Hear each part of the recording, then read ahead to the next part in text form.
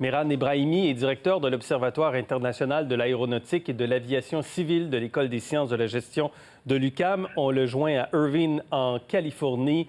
Bonsoir, M. Ebrahimi. Oui, bonjour. Selon vous, est-ce que Bombardier va vendre les avions d'affaires, doit vendre ou devrait plutôt garder à tout prix les avions d'affaires?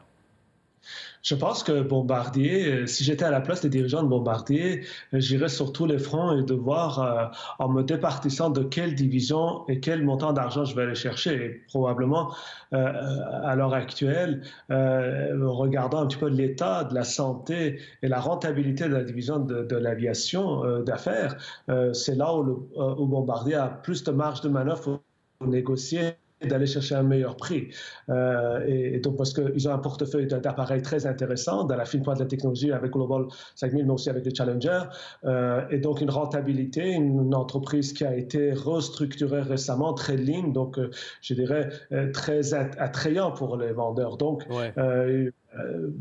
on en est là aujourd'hui. Mais en même temps, c'est comme si le Canadien échangeait son meilleur joueur. C'est quoi l'avenir de Bombardier sans les avions d'affaires?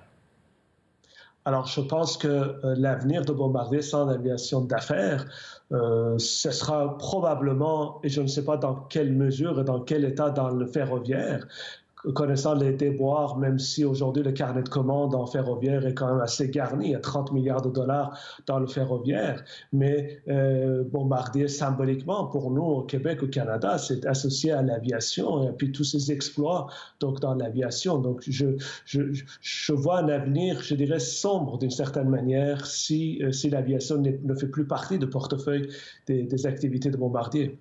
D'autant que là, le gouvernement du Québec dit clairement on ne va pas mettre un sou de plus dans l'A220, la C-Series. Et M. Fitzgibbon disait clairement que Bombardier va sortir de l'A220. Est-ce que c'est la bonne voie? Écoutez, moi, je pense que c'est une très mauvaise voie. Pourquoi? Parce que, alors, c'est vrai que dans la transaction de Bombardier, le gouvernement du Québec et Airbus s'est installé ici à Mirabel, et ça, c'était une bénédiction, parce que non seulement ça n'a pas créé un vide, mais on a quand même emmené une espèce de dynamique industrielle. Airbus, avec son savoir-faire, avec son réseau, c'est une bonne chose. Mais il faut regarder un petit peu les choses au-delà de, je dirais, ce qu'on peut lire sur les réseaux sociaux ou des emplois d'une autre époque.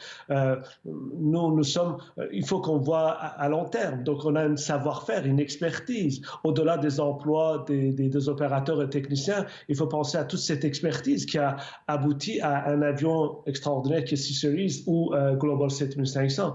Donc, ces éléments-là, si on veut profiter à long terme, à moyen terme et à long terme de cette expertise-là, pour nous au Québec, il va falloir qu'on investisse dans ces technologies nouvelles, dans ces technologies incertaines qui demandent beaucoup de capitaux. Et quand on regarde dans les autres compagnies aéronautiques à travers le monde qui sont associées à des États économiquement très puissants et qui ont toujours des parts importantes dans le militaire.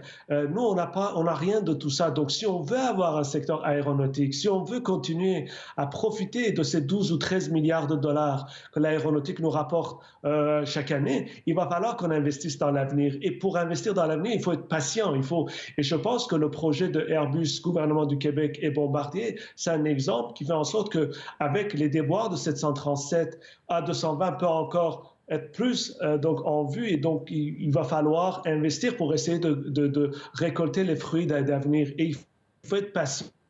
Et c'est le rôle du gouvernement de jouer ce rôle-là pour que les investisseurs soient patients pour avoir des retours sur investissement à long terme. Bombardier a mené plusieurs programmes en même temps au fil du temps, a eu beaucoup d'ambition.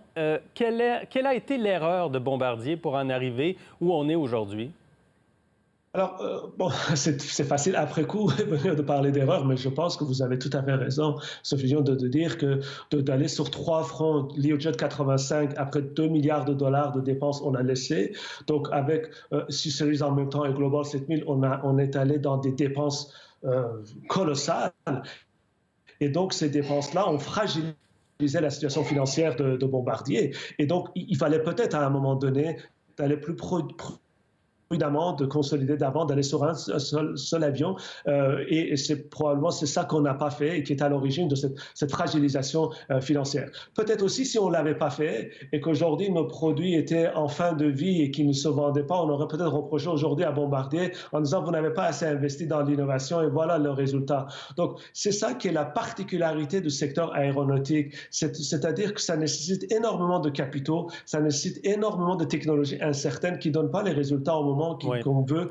Et c'est pour ça que ça nécessite que tous les États interviennent et supportent le secteur aéronautique de façon très intense. Le PDG Alain Bellemare doit-il partir?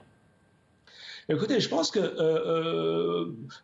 avec tout le respect que j'ai pour M. Bellemare, je pense que le problème, ce n'est pas M. Bellemare. On est en train de se focus en bon français, sur l'arbre et on est en train d'oublier la forêt. Je pense que M. Bellemare est arrivé dans une situation problématique. La dette était déjà là. Un certain nombre des mauvais choix étaient déjà là. Mais aujourd'hui, la question, ce n'est pas le départ de M. Bellemare. C'est que si M.